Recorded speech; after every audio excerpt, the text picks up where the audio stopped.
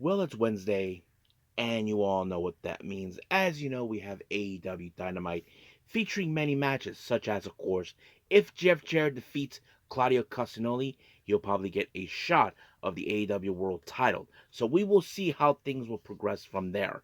And of course, the rivalry between Swerve Strickland and Ricochet continues on, and the TBS Championship is also on the line. And we got plenty of other things taking place as well. But first things first, cannot remember if I ever reviewed this promotion, this Japanese promotion, Michinoku Pro Wrestling. They had one of the recent earlier events starting 2025 with New Year Fighting beginning. And this is only a 2 day back to back show. We're going to do only the first day. And then we move on with ChocoPro number 424, featuring many matches, mostly tag teams. So that's going to be a lot of fun. And then, of course, we cap up our episode with some news updates to give you guys updates on what's been happening in the world of pro wrestling, such as what events the promotions are thrown out, who's booked, what matches are set, including developments that are happening in the world of pro wrestling as we speak. So, let's get ready for another episode of Deleted Wrestle Zone.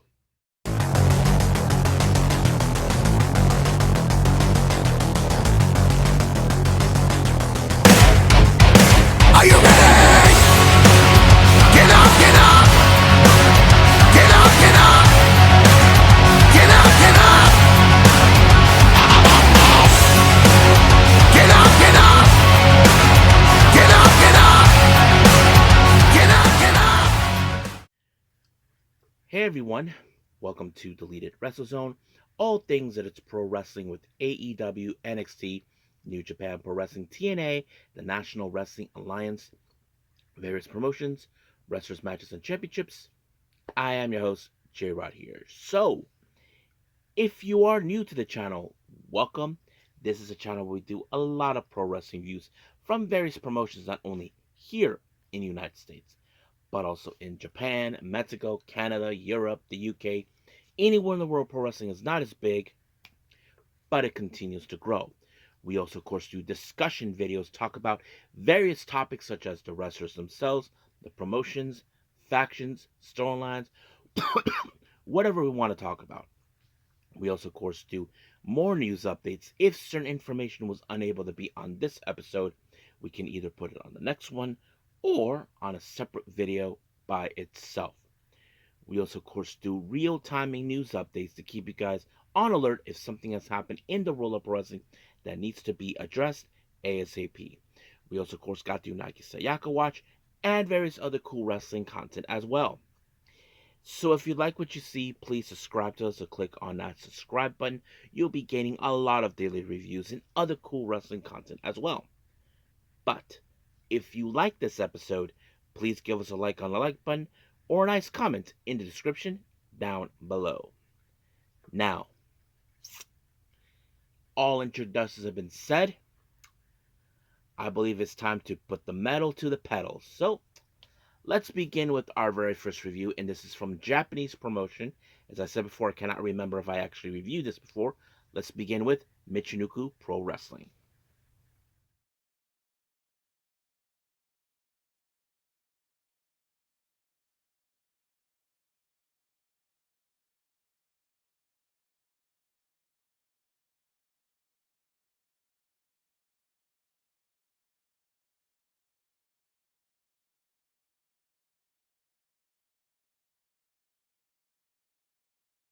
Okay, Michinoku Pro Wrestling. Now, some of you may not have heard of this promotion before, but many of you may remember from a press conference almost, back in 2019 when AEW, in fact, started out. Christopher Daniels talked about his Japanese tour with Michinoku Pro Wrestling. This is the very same promotion. Now, this promotion is not a big promotion, but it is like the first independent promotion that does not operate in Tokyo. This promotion started in October 1st of 1992 by the great Sasuke. He was running operations for a while, but the idea of this promotion was based on lucha libre, and they donned the mask and other things. But later years, they decided to welcome various styles, such as shoot style, strong style in various wrestlers over the years. But however, in 2023, no 2003, Great Sasuke decided to step down from running operations and leave the operations run by Jinsei Shinzaki. So basically, he is still wrestling with the promotion, but he does not make the operational decisions. So, and they do have two titles, a championship title, and of course a tag team title. So there have been many wrestlers over the years. But like I said, this promotion operates in Morioka, Iwate, which is another prefecture in Japan. There are many promotions that can operate outside of Tokyo, but this is the first one that actually did that. So now you got a clear idea of the promotion itself. So let's get started with the event. Now, there have been other events after this, but I haven't seen them at all. But this one I had to put it into this for you guys so you can see it. And this one is from the New Year Fighting Beginning 2025. It happened back in 2000 on the 11th of January. This is a day one of 2 nights in this event. And of course, they opened up with the roll call, which all wrestlers come out. They introduced every last one of them, and this and that. And of course, Jinsei did the opening greetings to the fans. Blah blah blah blah. But let's get started. Our first match, we have the Great Sasuke taking on Rui Haugagi. I don't know who he is. The match, of course, you probably would think if the Great Sasuke was in this match, many of you may think, okay, he's gonna win this match. No, it was Rui actually who picked up the win with the backslide, and just like that, 1, 2, 3, he picked up the win. Now our next match, we have GC Shinzaki teaming up with that effing Dick Togo, where they take on the Brahmin brothers, Shu and Ki. However, this match did not go exactly according to plan, like many people would have wanted. It ended in a double countout after 3 minutes. But of course, this match later was brought upon to become a restart, which they did. Now, of course, many of you I mentioned is the Brahmin brothers. They're known to bring in all kinds of plunder, tables, ladders, bowling balls, suitcase, whatever they can use to put down their opponents. But however, it was Shinzaki with the Japanese stranglehold on Shu, and just like that, Shu had no choice but to tap, and just like that, it was completely over. Now, our next match, we have Yamaya Ringo taking on Gaina. I don't know much about it, but Yamaya Ringo, I have seen him before. He made an appearance one time teaming up with Mei Shruga, or facing, I remember, in ChocoPro. He has like an apple type of mask, but nothing too special. But the match ended with Gaina when he applied a power bomb, and just like that, 1, 2, 3, it was over. Our next match, we have Taro Nohashi. I have seen him. He has like this Raven kind of look, but in green. He faces against Yoshitsune, also known as Sugi, who I have seen wrestle in Japan, like wrestling in Mexico, but also he wrestled in All Japan and all that. Um, I don't know exactly where this is going to go, but this match ended with, of course, Yoshitsune, who with the springboard 450, and just like that, 1, 2, 3, it was over. Now for our main event, we have a 6-man tag match. We have Ayame Gungi. He teams up with Bad Boy, consisting of Ken 47 and Manji Maru. They take on Yapperman 1 and Yapperman 2, and they team up with Race.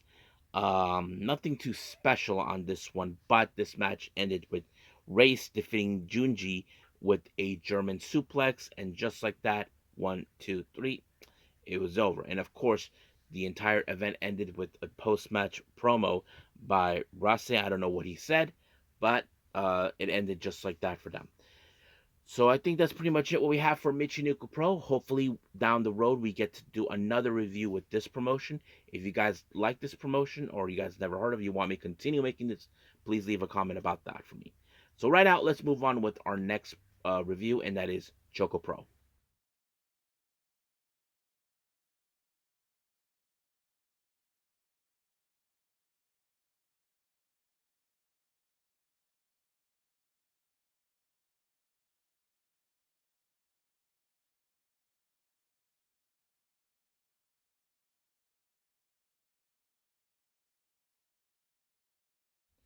ChocoPro number 424. This took place recently on the 26th of January in Ichigai Square, but it was not uploaded on their YouTube channel until the 29th. So anybody asks that question, then you know. Now, we usually see Balinaki or Mei Shruga doing the opening of the show, but however, I mentioned this on the last review, the last time I reviewed ChocoPro, the Balinaki and Mei Shruga are not in Japan. I did see them, they were doing a trip in Hawaii, and they were in Texas appearing in a wrestling show. But opening the show was Irikane, which was very interesting because we know Chi has opened it before, so has recently Sayaka, but now Irikane did it. There's I don't know, there is a reason, but I haven't figured that out yet. There was something they didn't mention, but that's for another time. But anyway, let's begin with the matches. Our matches is a tag team match. We have Hiroyi Yawada. She teams up with Chiko Shikawa. They take on the current tag team champions, Black Komanagi, consisting of Tokiko and Antonio Honda. Now, of course, anything is a possibility if they pick up a win on the current champions in a non-title match. Chi and Hiroyi could challenge for the belt, but however, that wasn't the case because it was Tokiko who walked away with the win by pinning Hiroyi, and just like that, 1, 2, 3, it was over. Our next match, we have Kao Hiromi. She teams up with Sawadi Kamen. They take on Sayaka Obihiro and Shon Shiru. Now, of course, nothing too special about this, but the factor is Kaho is a bit least experienced in this match, but however, she can make it up by her charm and her childish ways. Nothing compared like Mei Shiruga, but however, unfortunately, she did not got away with that matter due to the fact she ended up in a submission by Chonchiru, which forced her to tap out and end the match. Now, our next match, we have, of course, an interesting tag match. As you know, Miya Yatsuba and Nona Kaseto are, in fact, real-life sisters. This time, they're in the opposite sides of each other. Miya Yatsuba teams up with DDT's very own Harashima, while Nona Kaseto teams up with one half of CDK, Masahiro Takanashi. So it's interesting to see the two sisters on the opposite sides. We have seen them team up on various occasions, but I think this would put Nona Kaseto through the test, knowing that she is about maybe 1 year and a half of experience or so in wrestling. Mia, I think maybe 2 or 3 years, somewhere around there. But that it plays out pretty well. But it was in fact Mia who picked up the win on her sister, on Nona Kaseto, with a punch or something to the back, and just like that, 1, 2, 3, it was over. And then we had, of course, the Jonkin tournament. The winner for this one is none other than Masahiro Takahashi. But yeah, that's how it happened the entire time. Don't know when will be the next ChocoPro event. So we'll see what happens. But for now, we'll leave things as it is and move on with our last and final review, AEW Dynamite.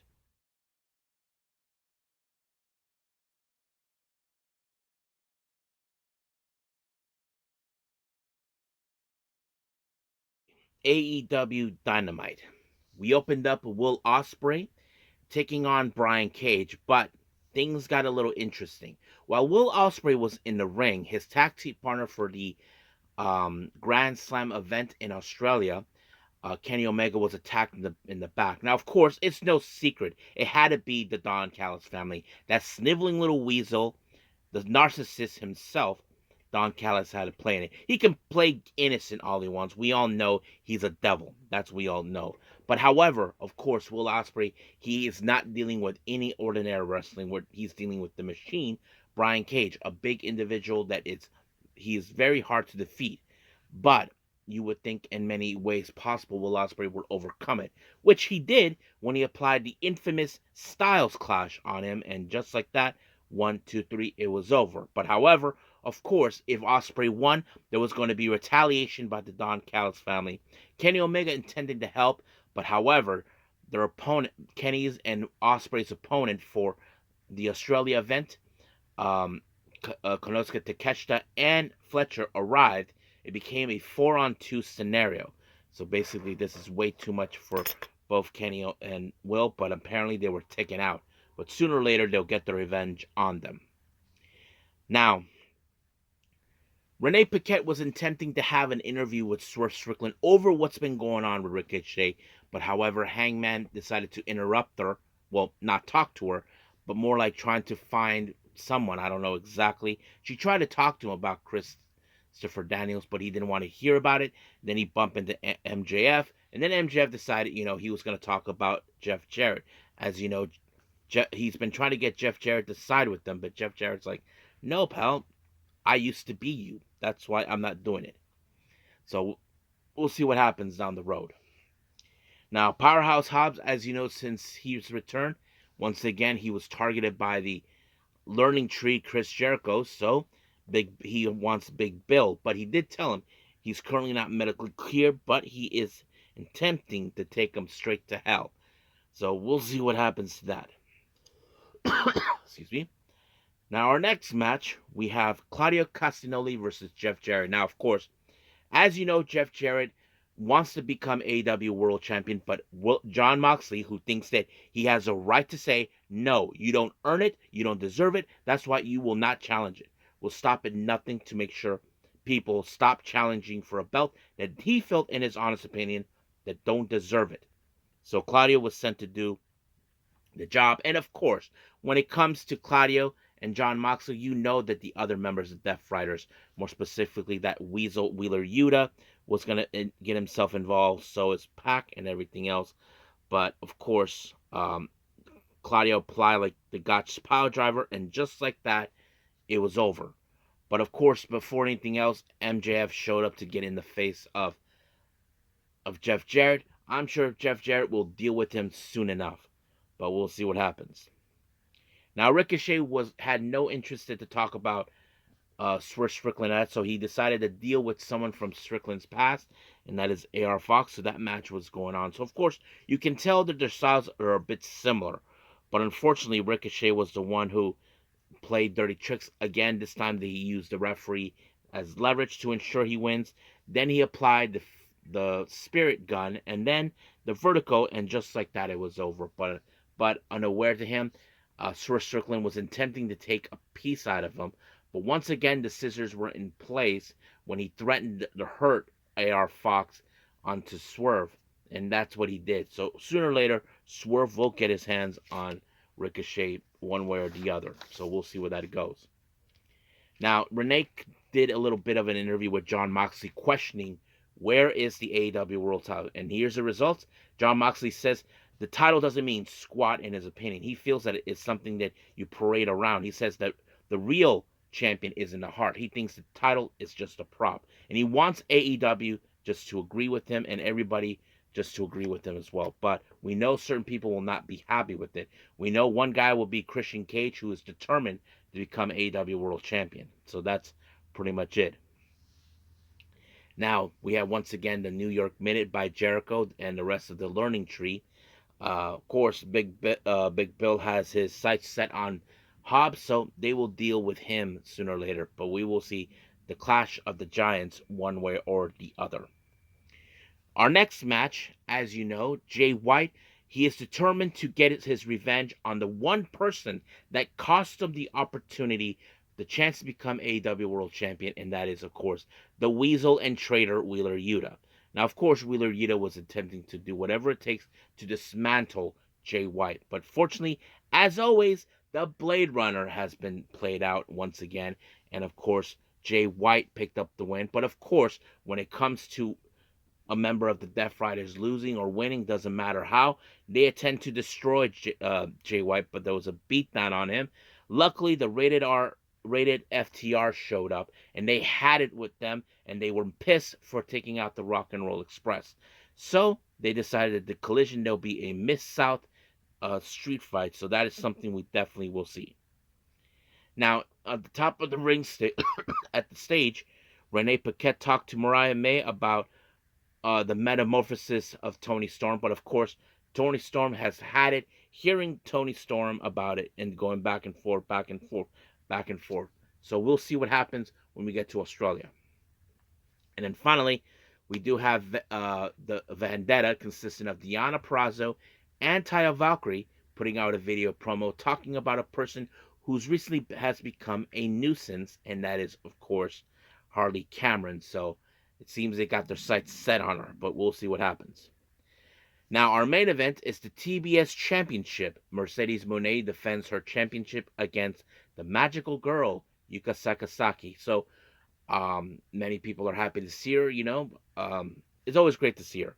But of course, the question is, can she pull off a win against her? Well, we know Mercedes Moné will stop at nothing to prove her point that say money changes everything. And that's exactly what she did when she applied the moneymaker. And just like that, 1, 2, 3, she retained the belt. So the question we ask ourselves, who will be next? That's a question we'll find out at some point in the future. But right now, we're done with all reviews and everything else. So let's just move on with our last and final thing, news updates.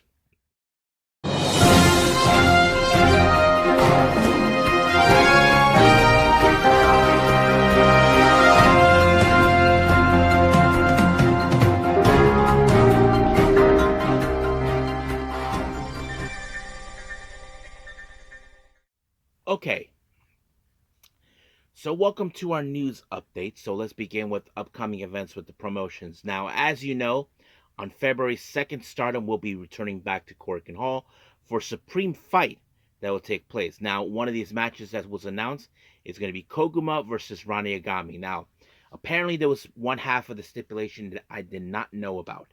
Now, if Rani Agami loses her match against Koguma, well, she will do the Kuma pose, as you know what I mean. However, if Kugama loses to Rani Agami, well, she is no longer allowed to make God's Eye, the entire unit of God's Eye, to do the Kuma pose. So basically, this is something that's going to be interesting to see. So we'll see what happens down the road. Now, ChocoPro will have on that very same day, on February 2nd, in Itabashi Green Hall, their upcoming event, Gato Rhapsody. And apparently there is a couple of matches in the tag team tournament of sorts. Now, here are the non-tag team matches, non-tournament matches. We have Nonaka Seto, Hiroyu Yawada, and Soy. They take on Kaho Hiroi, Sayaka Obihiro, and Kaori Yoneyama. Then we have, of course, CDK take Masahiro Takanashi and Chris Brooks. They take on Shin Suzuki and Munetatsu Nakamura. Now, there are 6 teams involved in this tournament taking place. We have Black Kamanachi, our current tag champions, Tokiko Hara and Antonio Honda. We have Lion Dance, consisting of Leon from Pure J. She teams up with Jon Chiru. We have the Justified Violence, consisting of Sayaka and Sawadi Kamen. Then we have the Best Bros, Balinaki and Mei Shruga. Then we have Egg Tarts, Chiko Shikawa and Haganashino. And finally, Smile Clover, consisting of Miya Yatsuba and Harashima. Now, they did mention exactly the bracket that's going to place in. Now, let me pull it up real quick. I know I have it saved up for all of you so you can know. Here it is. So here it is. On one side of the bracket, we do have, of course, Smiley Clover, Miya, and Harashima. They will take on the Egg Tarts. So Chi and Hagen. Now, however, whoever walks out of that match, they will be facing the Best Bros.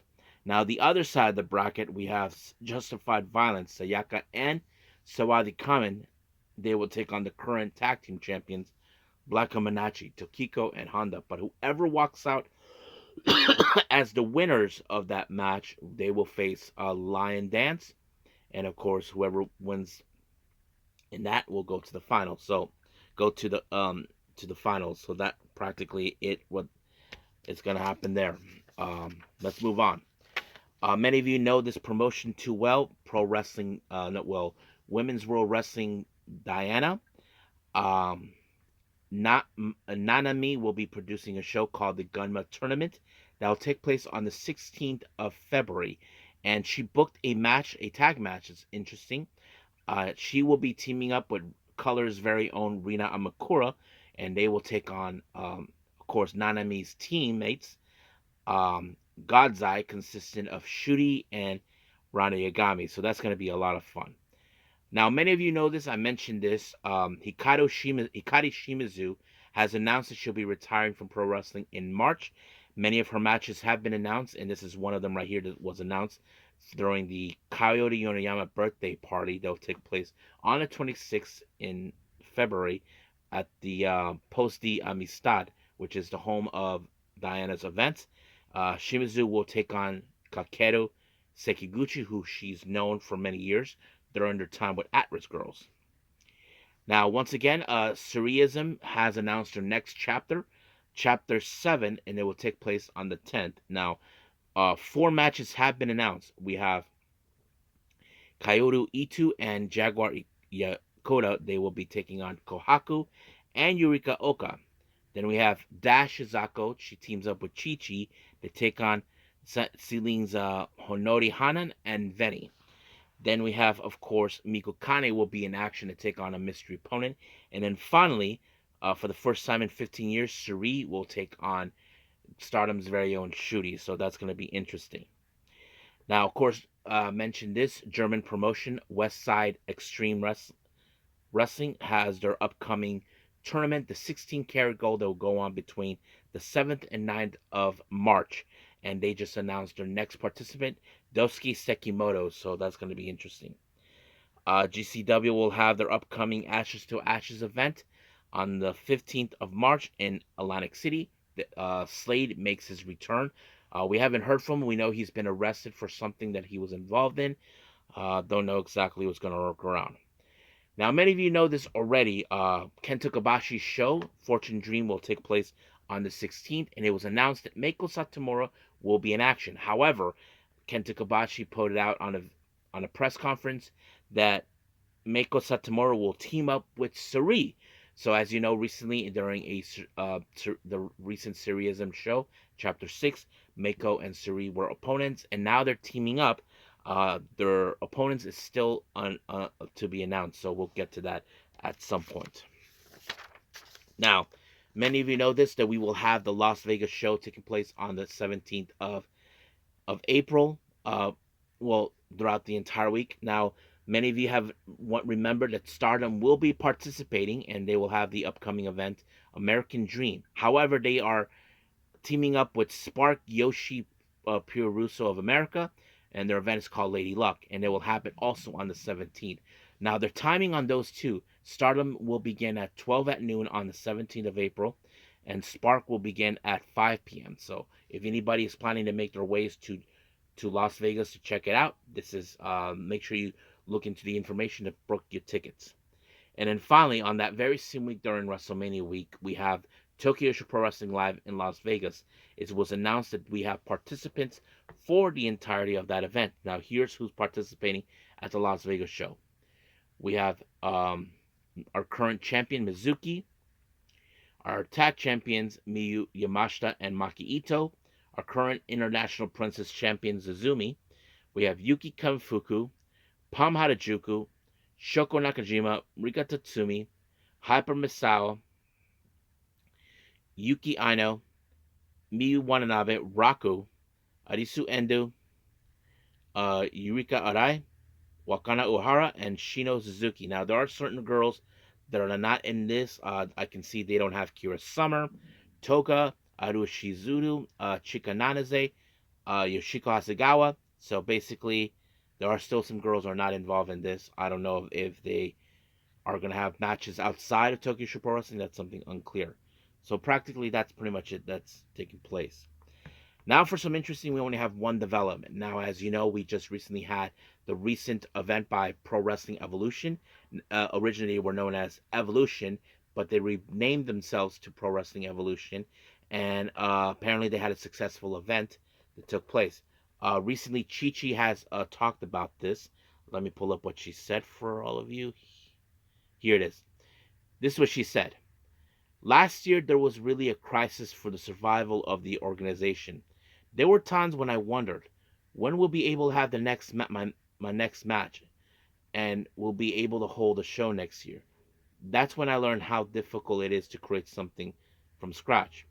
Suwama has become the president, and new staff, juniors, peers have all worked hard. I can't believe that Shinjuku Face packed the capacity today. Thank you. Now, Suwama has spoken about the future of Pro Wrestling Evolution, and this is what he had to say. I want to make this promotion where you can go see both Evo Women, which is the women's division, and Evo Men, the men's division, in one event. So basically, it's going to be a co-ed event. Originally it was a women's, but it makes understanding because they did not have a lot of women in this promotion, so it's understandable. If there are six matches, it's fine to have 3 matches of each, men and women, or 4 matches depending on which is the most popular at the time. However, I don't intend to do mixed matches. Just want them to compete in matches. Good is good regardless of gender. That's the era we live in. So that's exactly what he's going to do. So even though originally Evolution was supposed to be of course, a Yoshi promotion, it seems Suwama decided, I'm going to allow men's to wrestle too. I mean, we've seen that already with certain promotions that have both men and women's, like Just Tap Out, which is the promotion by Taka Michinoku, 2AW, and just a few, not bigger promotions, but yes. So we'll see how things it is. I haven't seen this event yet, but hopefully somewhere down the line I get to review it just for you guys. But that's going to be for another time. So I think that's pretty much it with all of our reviews and our news updates.